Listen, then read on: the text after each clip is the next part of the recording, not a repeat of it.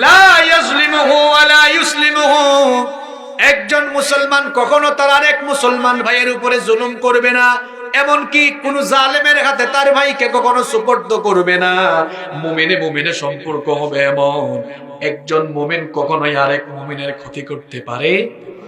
কিন্তু আমাদের মধ্যে ক্ষতি সাধনের অভ্যাস আছে না নাই?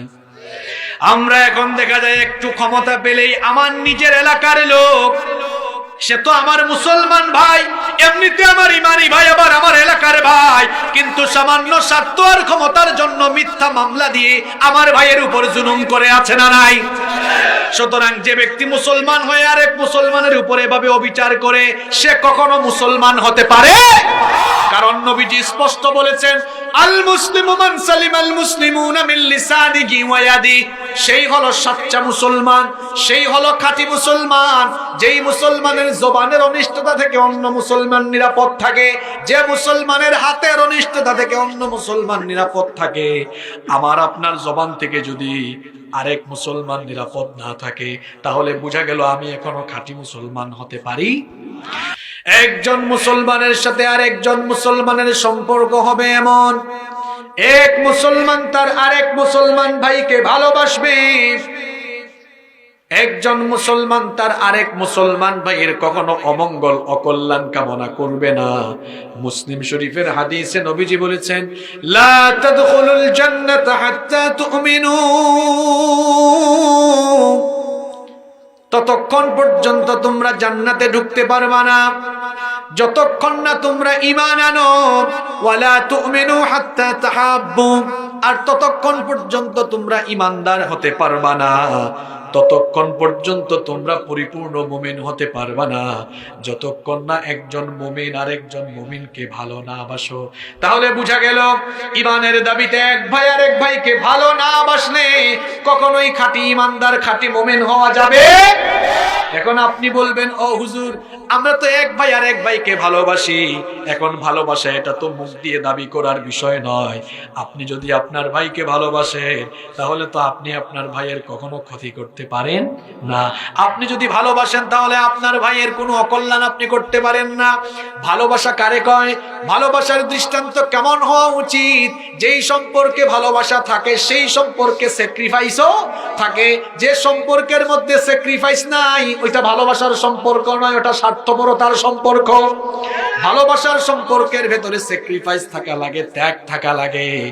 আর সেই স্যাক্রিফাইস আর ত্যাগের দৃষ্টান্ত দিয়ে ভালোবাসার নজির স্থাপন করেছিলেন রাসূলুল্লাহর সাহাবীরা। আল্লাহর নবীর সাহাবীরা পরস্পরকে কেমন ভালোবাসা দেখিয়েছেন শোনেন।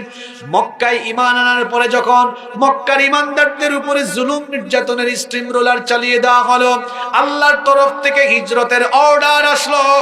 এবার মক্কার সাহাবীরা যখন মক্কা থেকে মদিনায় হিজরত করলেন, মক্কায় তাদের বাড়িঘর ছিল, মক্কায় তাদের ভিটামাটি ছিল, সম্পদ ছিল, ব্যবসা বাণিজ্য ছিল। তারা তাদের ঘর বাড়ি ভিটামাটি, সম্পদ, ব্যবসা বাণিজ্য সবকিছু ছেড়ে দিয়েছেন। কার জন্য? আসতে বলবেন না, জুড়ে বলেন, কার জন্য? আল্লাহর জন্য সেগুলো ছেড়ে দিলেন। আল্লাহর হুকুম পালন করে মক্কা থেকে তারা মদিনায় চলে গেলেন হিজরত করে। মদিনায় আসার পরে তাদের থাকার কোনো জায়গা ছিল না, তাদের কোনো খাবার ছিল না, ভিটামাটি ছিল না, বাসস্থান ছিল না, ব্যবসা বাণিজ্য কিছুই ছিল না। মক্কার সেই মুহাজির সাহাবীরা হচ্ছেন দুই প্রকার। দুই নাম্বার হলো আনসার। মক্কা থেকে মদিনায় হিজরত করে যারা গিয়েছেন তাদেরকে বলা হয় মুহাজির সাহাবী। আর মদিনায় সেই মুহাজির সাহাবীদেরকে যারা আশ্রয় দিয়েছেন তাদেরকে বলা হয় আনসার, অর্থাৎ সাহায্যকারী। ভালোবাসা কারে কয় সেটা বলছিলাম। দেখেন, মক্কা থেকে ঘর বাড়ি ভিটামাটিহীন সেই সকল ভাইয়েরা যখন মদিনায় চলে আসলেন, মদিনার লোকেরা তারা তাদের মক্কা থেকে আসা ভাইদের প্রতি কেমন ভালোবাসা দেখালেন। তাদের নিজেদের বাড়িতে তাদেরকে থাকার জায়গা দিলেন, নিজেদের খাবারের রুটি তাদের সঙ্গে ভাগ করলেন, নিজেদের ফসল থেকে তাদেরকে ফসলের ভাগ দিলেন। এমন কি ভালোবাসার এমন নজরানা দেখিয়েছেন, যাদের একাধিক বিবি ছিল, একাধিক বউ যাদের ছিল, একাধিক বিবি থাকলে তালাক দিয়ে ওই তালাকপ্রাপ্ত স্ত্রীর সাথে তাদের মক্কা থেকে আসা মুহাজির ভাইয়ের সঙ্গে বিয়ের ব্যবস্থা করে দিয়েছেন। আল্লাহু আকবার। আনসার এবং মুহাজির সাহাবীদের এই ভালোবাসা, এই স্যাক্রিফাইস আল্লাহর কাছে এত ভালো লাগলো। তাদের ভালোবাসার এই সম্পর্কের প্রশংসা কোরআন শরীফে যিনি করেছেন সবাই বলেন তিনি কে? রব্বুল আলামিন কোরআনুল কারীমের 59 নম্বর সূরা সূরাতুল হাশরের 9 নম্বর আয়াতে বলছেন, ওয়াল্লাযীনা তাবাওয়াউদ الدار والإيمان من قبلهم يحبون من هاجر إليهم إلى آخر الآية। আল্লাহ তাআলা বলছেন, মক্কার লোকেরা মদিনাতে আসার পূর্বে মদিনায় যারা বসবাস করত, মদিনাবাসী সেই লোকেরা তাদের হিজরতকারী ভাইদের প্রতি ভালোবাসা দেখিয়েছে। বলেছেন কে? এই জন্য ভালোবাসার নমুনাটা এমন হবে, আপনি আপনার ভাইকে কষ্ট দিবেন না, আপনার ভাইকে সাহায্য করবেন, সহযোগিতা করবেন ভালোবাসা দেখাতে গিয়ে। আপনার ভাইয়ের জন্য স্যাক্রিফাইস, ত্যাগের নজরানা পেশ করবেন। এভাবে যদি এক ভাই আরেক ভাইকে দুনিয়াতে ভালোবাসতে পারেন, তাহলে বলেন তো মুসলমানদের সমাজে আন্তরিকতার বন্ধনটা মজবুত হবে কম না বেশি? আন্তরিকতার বন্ধনটা যখন মজবুত হবে তখন দেখবেন মুসলমানদের সমাজে মুসলমানদের সমাজটা অত্যন্ত শক্তিশালী হবে। আর যখন এক মুসলমান আরেক মুসলমানকে ভালোবাসবে, তখন সেই সকল ভালোবাসা স্থাপনকারী মুমিনদেরকে কিয়ামতের মাঠে যিনি মর্যাদা বাড়িয়ে দিবেন সবাই বলেন তিনি কে? মুসলিম শরীফের হাদিস, নবীজি বলেছেন, ইন্নাল্লাহ তাআলা ইয়াকুলু ইয়াউমাল কিয়ামাহ, কিয়ামতের দিন আল্লাহ তাআলা বলবেন, আইনাল মুতাহাব্বুনা বিজালালি। আল্লাহ তাআলা বলবেন, কোথায় আমার সেই সকল ইমানদার বান্দারা দুনিয়াতে থাকা অবস্থায় যারা শুধুমাত্র আমার সন্তুষ্টির জন্য এক ভাই আরেক ভাইকে ভালোবেসেছো, তারা কোথায়? তারা দাঁড়িয়ে যাও। আল-ইয়াউমা উযিল্লুহুম ফি যিল্লি ইয়াউমা লা যিল্লা ইল্লা যিল্লি। আজ আমি তোমাদেরকে আমার আরশের ছায়ায় জায়গা দিব। কারণ আজকে হলো এমন দিন, আজকের এই দিনে আরশের ছায়া ছাড়া আর কোনো ছায়া নাই। তাহলে কিয়ামতের মাঠে মুমিনে মুমিনে ভালোবাসা স্থাপনকারী মুমিনদেরকে হাসরের মাঠে আরশের নিচে যিনি জায়গা দিবেন, আরশের ছায়ার নিচে যিনি জায়গা দিবেন তিনি কে? আসতে বলবেন না, গলার আওয়াজটা উঁচা করে বলেন তিনি কে? আরশের ছায়ায় জায়গা পেতে চান কি চান না? ঠেলাঠেলি করবেন না ভালোবাসবেন? নাম্বার 2 নাম্বার, এক মুসলমান কখনোই আরেক মুসলমানের ক্ষতি করবে।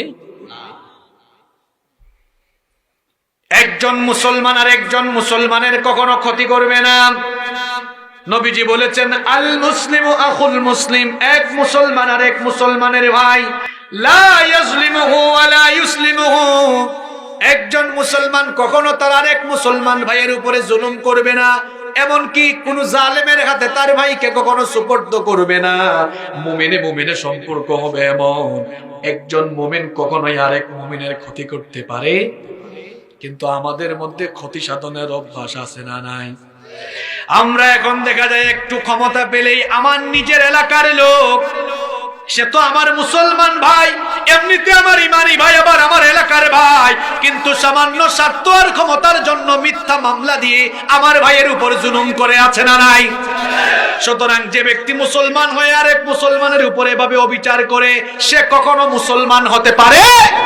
কারণ নবীজি স্পষ্ট বলেছেন, আল মুসলিমু মান সালিমাল মুসলিমুনা মিন লিসানিহি ওয়া ইয়াদি। সেই হলো সচ্চা মুসলমান, সেই হলো খাঁটি মুসলমান, যেই মুসলমানের জবানের অনিষ্টতা থেকে অন্য মুসলমান নিরাপদ থাকে, যে মুসলমানের হাতের অনিষ্টতা থেকে অন্য মুসলমান নিরাপদ থাকে।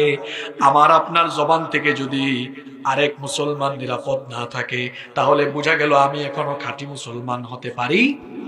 আমার জবান দিয়ে যদি আরেক মুসলমান ভাইকে কষ্ট দেই, কষ্ট দেওয়াটা কেমন হতে পারে? একজন ভালো মানুষ সামান্য কয়টা টাকার লোভে কিংবা ক্ষমতার লোভে তার নামে মিথ্যা সাক্ষ্য দিয়া নিরপরাধ মানুষকে মাঝে মাঝে অপরাধী বানায়া দেয়, আছে না নাই? তাহলে জবান দিয়ে তার ভাইয়ের ভালো করলো না ক্ষতি করলো? এই যে জবান দিয়ে আপনি ক্ষতি করলেন, জবানের অনিষ্ট থেকে আরেকজন ভাই বাঁচতে পারলো না, নবীজি বললেন তুমিও খাঁটি মুসলমান হতে পারলা?